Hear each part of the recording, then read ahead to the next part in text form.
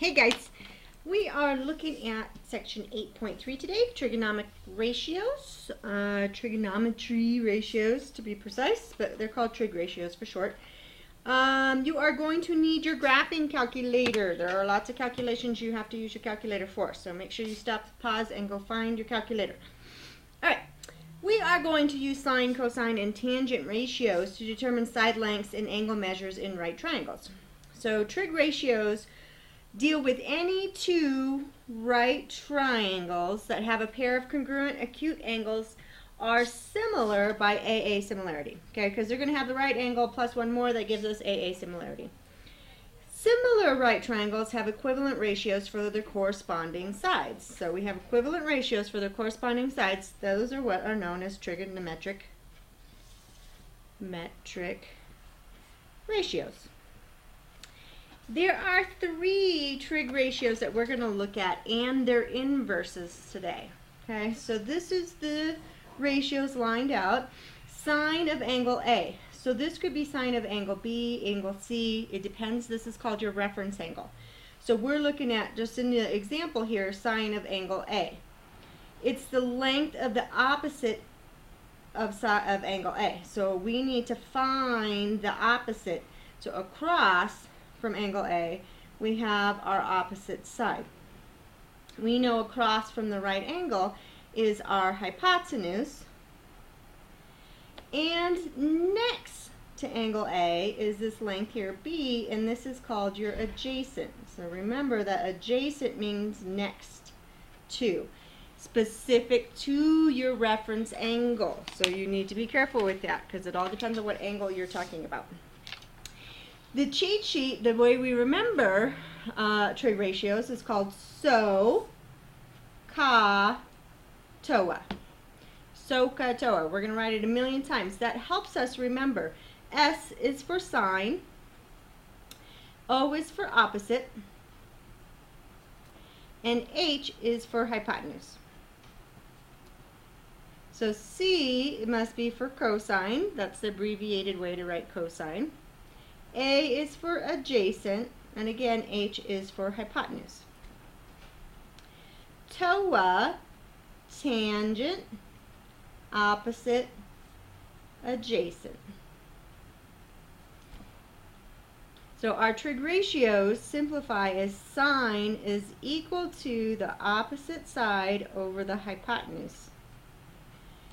Cosine is equal to the second one that comes next in the COA is your adjacent over your hypotenuse.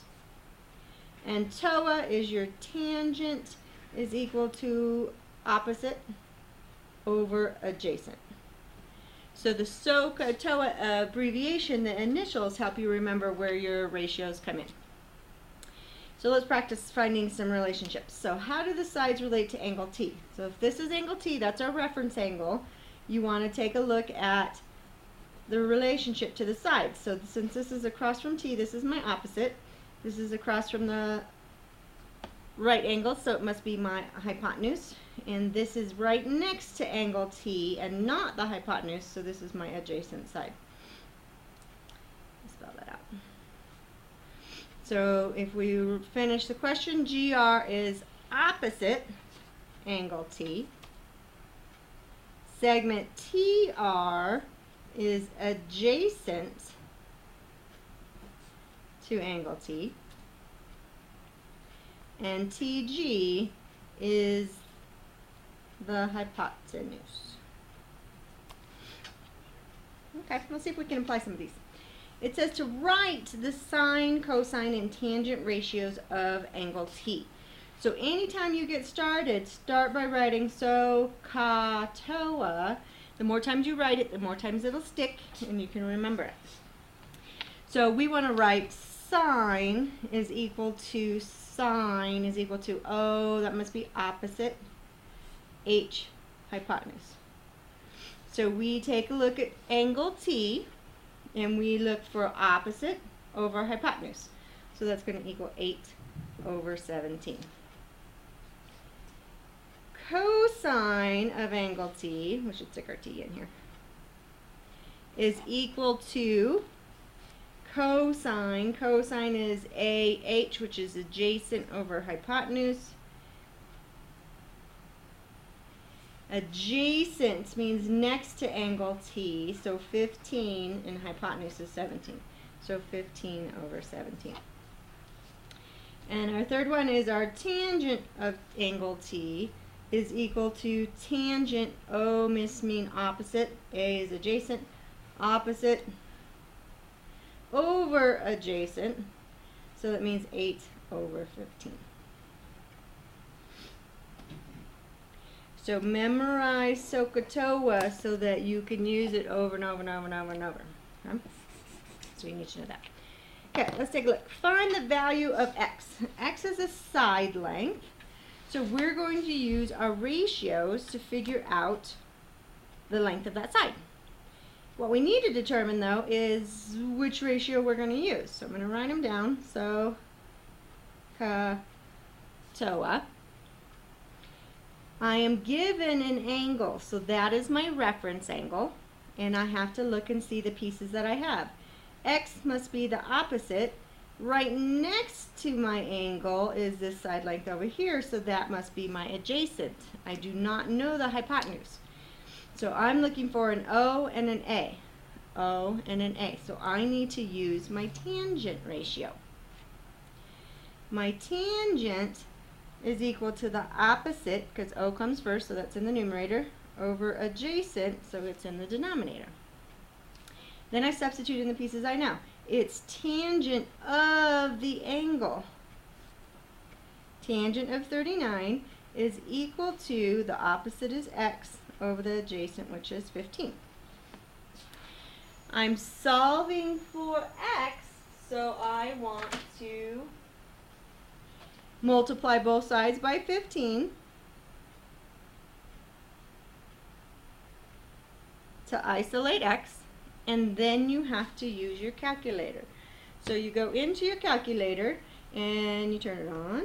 15, here are your buttons for your tangent ratios, or for your trig ratios. Sine, cosine, and tangent. Right above it, you'll see that you have sine to the -1, it looks like. That's called inverse of sine, sine inverse, cosine inverse, and tangent inverse. So we need to remember that we use our second to get to those. We'll use those in a little bit. So we are looking for our tangent, 15, tangent 39 was our angle, and hit enter, and we get 12.1. It's going to almost always give you an approximate value. So you will round to the nearest tenth unless told to do otherwise. So this would be 12.1. Okay, this method is when you know an angle and want to find a side. If we look at our second example over here, though, we are given x degrees. So we don't know the angle, but we're given two sides. So this method over here is when we know sides and want to find an angle. This is where your inverse trig ratios will come into play.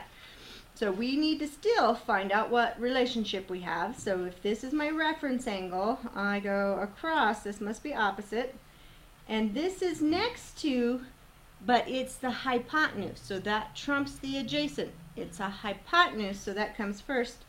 So I have an opposite and a hypotenuse.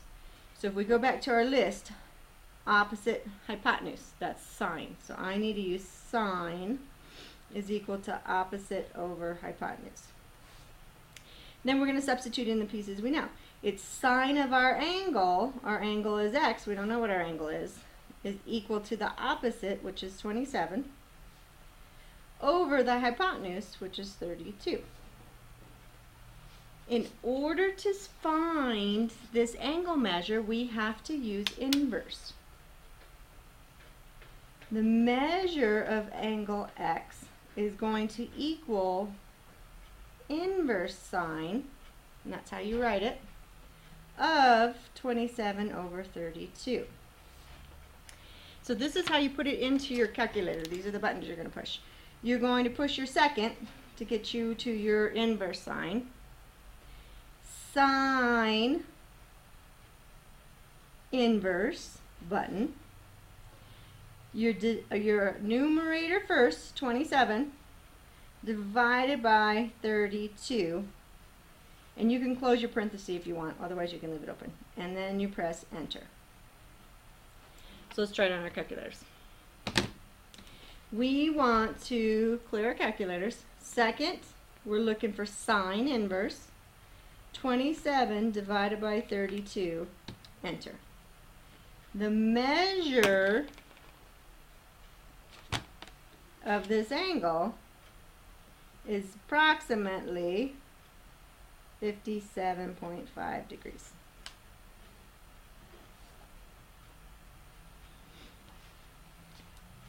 Okay, so take some time, practice with your calculators, make sure you understand those things. So you're in a U try section here. I want to just quickly, before you get started, make sure you start with so, ka, toa. The more you write it down, the better it'll be. You jot that down on a test, you'll do really well too.